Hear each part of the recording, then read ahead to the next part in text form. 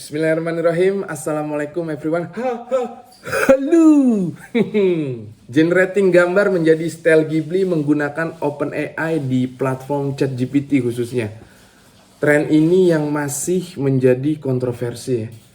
Gue udah coba sendiri di ChatGPT, generate-nya itu cukup konsisten dan step-nya juga gampang banget. Kita tinggal upload gambar atau foto, terus kasih prompt dikit, tulis aja, jadikan gambar terlampir style anime Ghibli dan tara, jadi guys kayak gini. Gue nggak keberatan dengan tren ini dan tidak anti AI. Gue juga udah memanfaatkan teknologi AI untuk mempermudah berbagai pekerjaan. Tapi yang kali ini menjadi kontroversi adalah ada perampasan hak cipta. Di sebelah mana perampasan hak ciptanya? Langsung aja kita bahas di sisi lain animasi.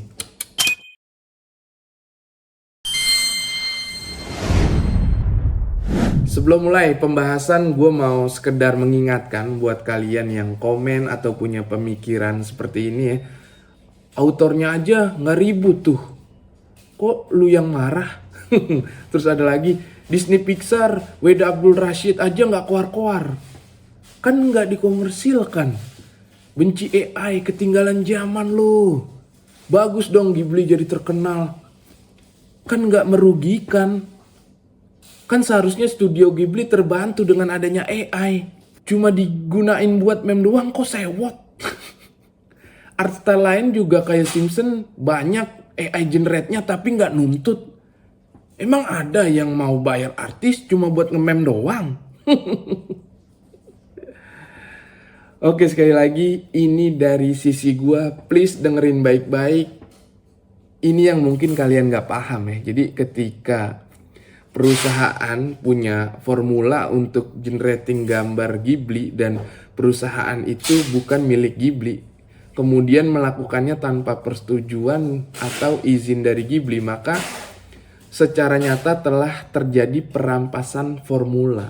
Formula ini kan ibarat resep rahasianya perusahaan ya, perusahaan manapun gitu. Dalam hal ini yang lagi kita bahas itu perusahaannya Ghibli. Jika sudah sampai level perusahaan, maka akan berdampak pada bisnis industri tersebut. Akan ada banyak pihak perusahaan atau perorangan yang nantinya dirugikan karena art style-nya itu dipakai oleh perusahaan AI gitu. Nanti dipakai dengan dalih semua orang bisa menggunakan, tapi ujung-ujungnya dimiliki oleh AI. Kebayang nggak kalau kita nih artis yang punya art style terus dipakai formulanya oleh perusahaan AI tanpa persetujuan atau izin kita.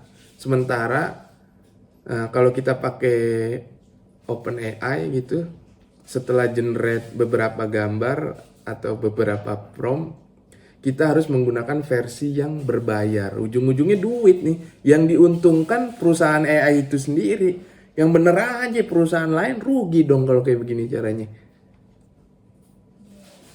Ini yang kemudian menjadi keresahan dan kontroversi tentang bagaimana AI membuat karya kreatif tanpa etika, menabrak hak cipta dan pada akhirnya dapat berdampak pada bisnis seni di masa kini bahkan di masa depan juga. Kontroversi ini bukan seperti pembajakan film atau pembajakan lagu, tapi lebih kepada perampasan resep rahasia Krabby Patty.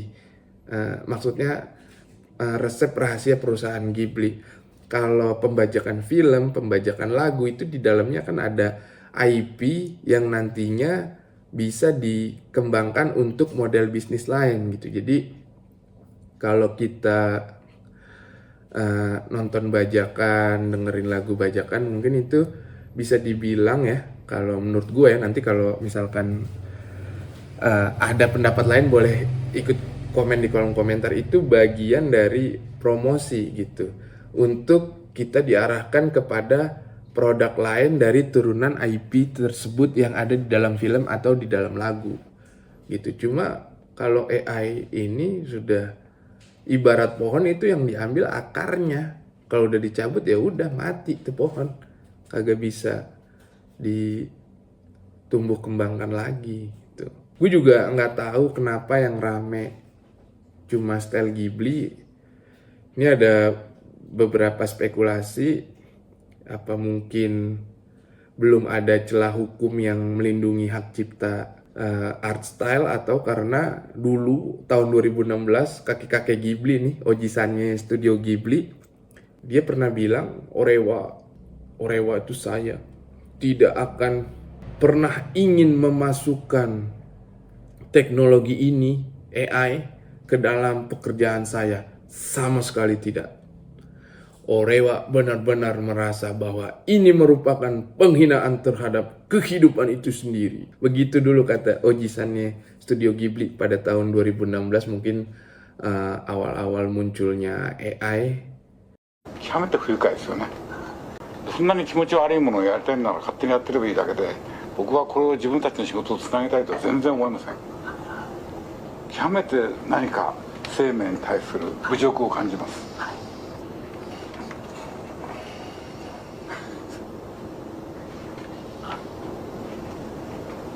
これでもほとんど実験なので、それは分かってます。その世の中に見せてどうこうってそういうものじゃないんです。それは本当によく分かってるつもりですけど、どこでたどり着きたいんですか。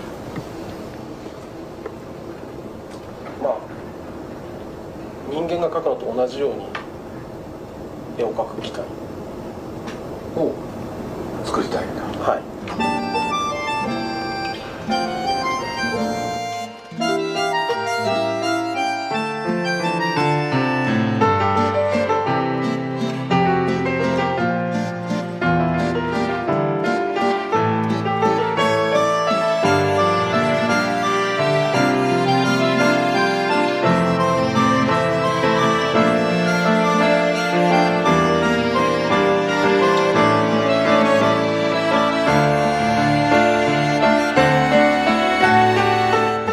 Dia pernah ngomong kayak gitu. Tapi terlepas dari itu semua, gue sebagai kreator sedih karena tahu ya proses menemukan style yang ikonik itu kan pasti melewati proses kultivasi yang bertahun-tahun gitu. Jadi ngerasanya kayak OpenAI ini udah gak peduli dengan karya dan mata pencarian seniman atau kreator. Sementara untuk mempromosikan produk OpenAI ini, perusahaan itu menggunakan brandnya Ghibli yang ikonik, nama Ghibli, karya Ghibli, reputasi Ghibli. Ini seperti sudah menjadi, bukan seperti ya, ini memang kayaknya udah penghinaan sih, sekaligus eksploitasi terhadap sebuah karya seni. Ya di sini gue berharap kita bisa bijak menggunakan teknologi AI, karena teknologi yang melanggar etik akan menggerogoti nilai manusiawi dan membawa kita pada kemunduran moral, sehingga dapat menormalisasi perilaku buruk. Kalau ada sisi lain dari kalian, bisa komen di kolom komentar. Sekian konten kita kali ini, semoga bisa menjadi referensi untuk kita bisa terus berkarya. Thank you for watching and begini jadinya kalau animasi ondel-ondel dirubah menjadi style Ghibli.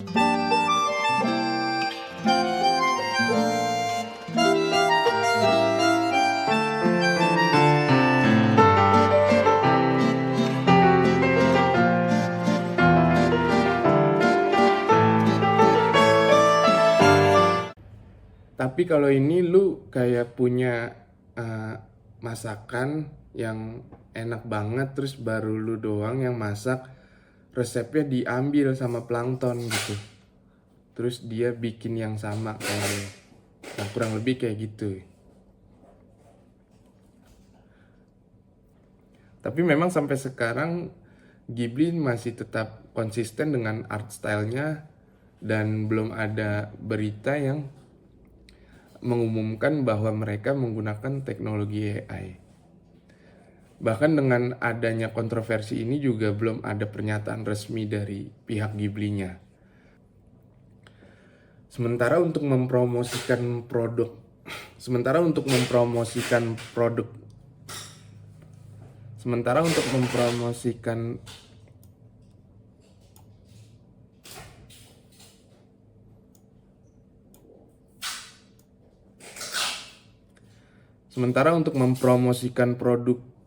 OpenAI itu menggunakan brand Ghibli yang ikonik. Nama Ghibli, karya Ghibli, terus reputasinya Ghibli juga. Ini